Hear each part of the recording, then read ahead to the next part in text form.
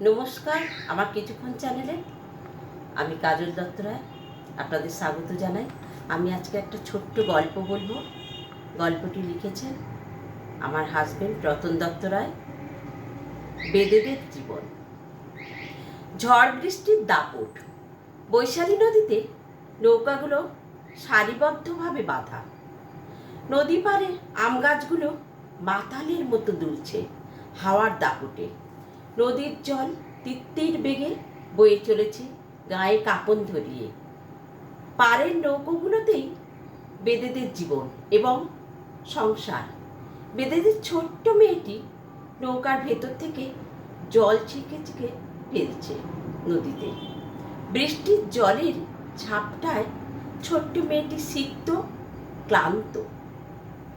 বেদিনী বউ নৌকায় ছইয়ের ভেতর কাঠ জ্বালিয়ে রান্নার প্রস্তুতি নিচ্ছে। বেদে পুরুষ একটা জাল নিয়ে চেষ্টা করছে মাছ ধরবার। সুদূর গ্রামের কোন হাট ফেরত মাল বোঝাই নৌকা স্রোতের টানে ভেসে চলেছে মাঝ নদী দিয়ে।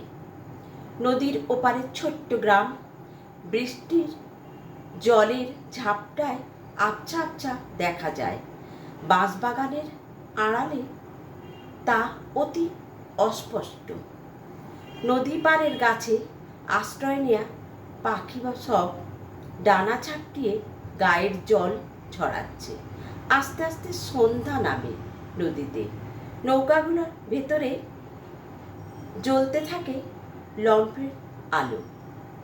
পুরুষানুক্রমে এইভাবেই চলে বেদেদের জীবন।